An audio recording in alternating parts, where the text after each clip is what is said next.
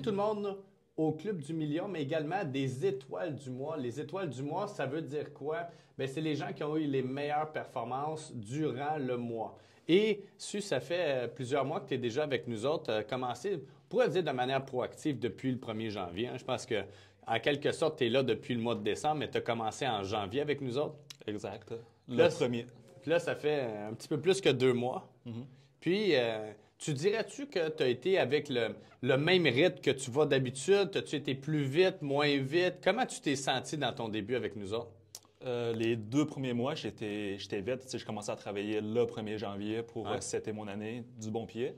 Ouais. Tu sais, le fait que j'ai mon monde à moi, j'ai mon bureau fermé, je pense que ça m'aide pour la productivité. Oui, ça te permet d'être dans ta bulle puis dans tes affaires. Puis tu sais que quand tu rentres travailler, tu rentres, tu es dans ta place, tu n'es pas en train de mélanger avec plein d'autres mondes, puis ainsi de suite. C'est ça. Ça, c'est qu'est-ce que tu aimes aussi. Là. Ouais. Puis dans ton bureau, pour les gens qui nous écoutent, y a-tu des choses qui sont dans ton bureau qui sont le fun à voir? En fait, j'ai un chandail de Lance Stroll là, qui a porté durant une course. OK. Je suis un amateur de course automobile, donc c'est comme un artefact de mon bureau, puis ça me motive à Pourquoi le voir. son chandail à lui? Parce qu'il y a plein d'autres courseurs. Oui, c'est un courseur qui vient de Montréal, mais pourquoi son chandail à lui? Parce qu'il vient de Montréal ou parce que toi, tu l'admires? Parce qu'il vient de Montréal, je me suis dit, c'est quelqu'un de local, puis son père est riche, on s'entend, mais il a quand même réussi, puis c'est un beau morceau, je trouve, quand même. Là. Good. Ouais, c'est une belle pièce. En passant, ceux qui se posent la question, c'est pas juste qu'il est placé sur le mur épinglé, là. Il est dans un beau cadre, puis ainsi de suite. Ouais. C'est quand même le fun d'avoir ça derrière toi. Ouais. Puis qu'est-ce que ça te rappelle? Quand tu rentres dans ton bureau, là, qu'est-ce que ça te rappelle quand tu vois ça? Est-ce que ça te dit, je suis comme un peu comme une machine, comme une vitesse, quelqu'un, je suis une F1 ou... c'est quoi pour toi le lien ou l'analogie que tu fais avec ça? Je dirais, faut toujours aller vite, puis quand tu mets ton chandail, tu vas vite à 300 km/h. Fait que le chandail est juste derrière moi. Il est derrière toi. Puis ta chaise, c'est pas comme une chaise comme on est là. C'est quand même une chaise. C'est quoi? C'est quasiment une chaise de course que tu as aussi? C'était-tu pour fitter avec le chandail? Ben, ma chaise est un peu plus confortable. Ça vient de structure, ben, ça vient pas de Formule 1 Star. Là. Mais ouais, c'est une chaise qui est confortable. J'ai une position d'assise assez verticale. Je dirais pas agressible. Mais ouais, une bonne position. C'est quand même les côtés puis tout ça. Fait que, c'est quasiment comme si tu étais dans un short de course. Oui, je suis dans mes éléments. Oui, absolument, dans ton élément. Puis si tu étais une voiture de course, tu serais quoi comme voiture d'après toi? Ouf, bonne question. Ça, c'est une bonne question. Je dirais présentement, je suis une BMW, mais mon but, c'est d'arriver à être une Bugatti. Une Bugatti. Puis qu'est-ce que ça serait pour toi la différence entre je suis la BMW versus je suis la Bugatti?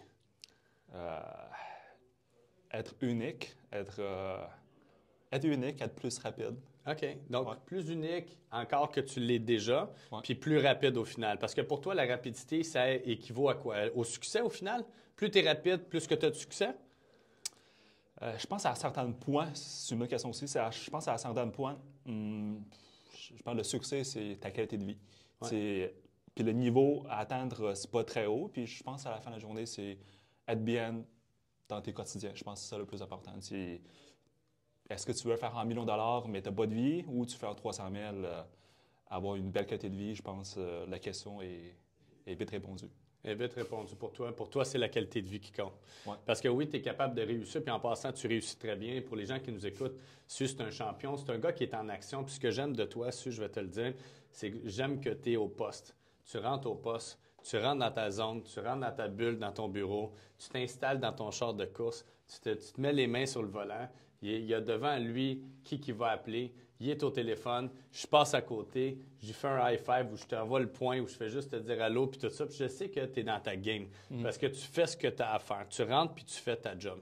Tu fais pas juste rentrer, puis tu dis je vais jaser avec 8 personnes. Ça veut pas dire que tu jases avec personne jamais, mais on s'entend que 95 du temps, tu rentres travailler où? On est d'accord? Oui. Tu es un travaillant. Puis, pour les gens qui nous écoutent, ce qui est important de savoir également, c'est tu as gagné quand même la personne qui a été techniquement la plus en action. Hein? Parce qu'on félicite les gens qui ont soit fait plus d'appels, plus d'offres ou plus de signatures. Dans ton cas, à toi, ça a été le plus d'appels. Le plus d'appels en janvier, le plus d'appels en février. Ouais. Donc, tu es le gars qui rentre, puis à tous les jours, beau temps, mauvais temps, tu en appelles 25, 30, 35, 40, puis des fois 50 et plus.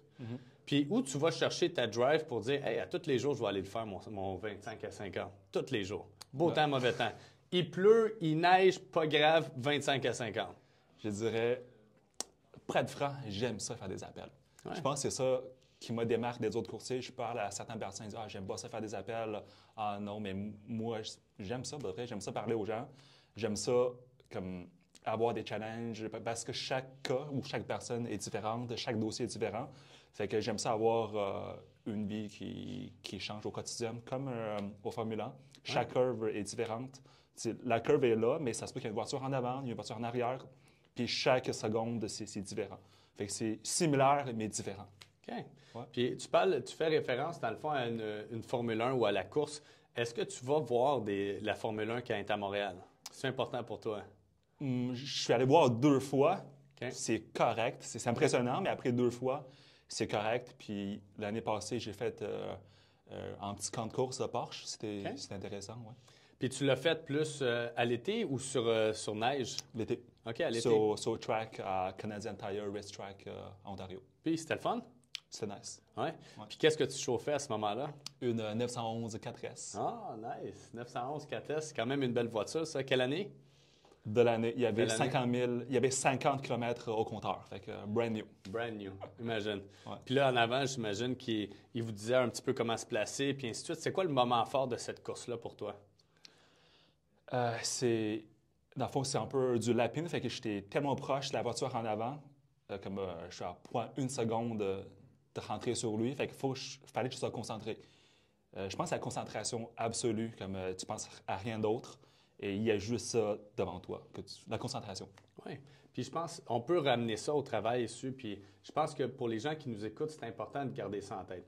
Si ici, c'est une Formule 1, si ici, il est dans sa voiture de Formule 1, puis il y a quelqu'un qui est en avant, il est à 0,1 seconde de rentrer dedans, tu as besoin d'être concentré. Tu viens de dire, tu as besoin d'être concentré, tu as besoin de faire abstraction de tout ce qui se passe à côté. C'est comme si tu n'entends plus rien, puis ça vient de faire... Puis je suis certain que les gens qui nous écoutent, des fois, ça vous rappelle un moment donné où est-ce que l'émotion était tellement forte que c'est comme si la vie arrêtait alentour de toi. Comme Exact. si tout était figé. Pff, pendant un instant. Puis je pense que ces moments-là, c'est des moments qui font en sorte que c'est marquant dans une vie. Puis imaginez-vous si vous êtes capable de créer ces moments-là plus souvent. Que ce soit avec des moments forts en émotion, que ce soit aussi, par exemple, par le fait de dire, quand moi je rentre travailler, j'essaie de faire pfff. Il n'y a plus rien alentour de moi que j'entends. La seule chose que j'entends, c'est la personne qui est au bout de la ligne. J'aime faire des appels, puis tu sais quoi, je vais connecter avec cette personne-là, puis je vais l'aider à atteindre son objectif. Parce que quand je te vois, je vois un gars qui est peu importe ce que tu te fais dire, tu es à l'aise, tu te sens bien, puis tu essaies de trouver tout le temps une solution. Tu es en mode solution tout le temps. Ouais. Puis c'est quoi tu dirais qui te démarque? Là, tu as parlé d'un élément qui te démarquait en disant, ben moi, j'aime ça faire des appels. C'est pas compliqué, j'aime ça. Mais y a-t-il un autre élément qui te démarque des autres courtiers d'après toi? En quoi je me démarque? Je dirais être proactif.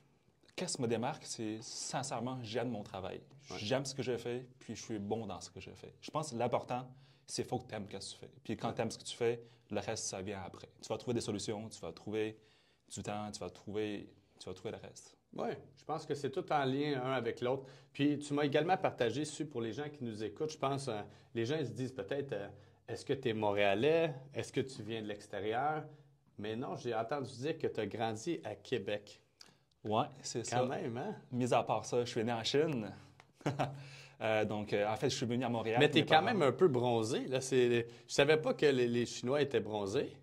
Un petit peu. Il y en a qui bronzent moins vite que les autres, mais moi, je bronze très vite. Dans le fond, je cours 3 fois dehors l'été, ma couleur de peau change. Ah oui, hein? Je bronze vite. Oui, bien, je peux le voir parce que déjà là, je trouve que tu as un teint un petit peu plus bronzé.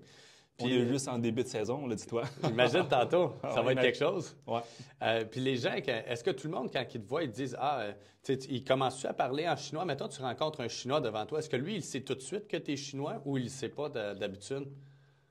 Il y a un bon pressentiment, disons. C'est quand je vois une personne asiatique dans la rue ou quoi que ce soit, comme je peux deviner à 80% près si c'est chinois ou il est japonais ou il est coréen. Okay. Moi, je vois la petite différence. Comment tu vois la différence? Juste pour des petits trucs, je suis curieux. L'intuition. C'est vraiment l'intuition. C'est quand ça fait longtemps que tu côtoies des gens comme ça, tu vois la petite différence. OK. Il y a la même chose dans ma profession. Là, tu sais, il y a des choses écrites noir sur blanc, des scripts, des affaires à gauche, à droite, mais à la fin de la journée, c'est avec l'expérience, tu as l'intuition de saisir la personne.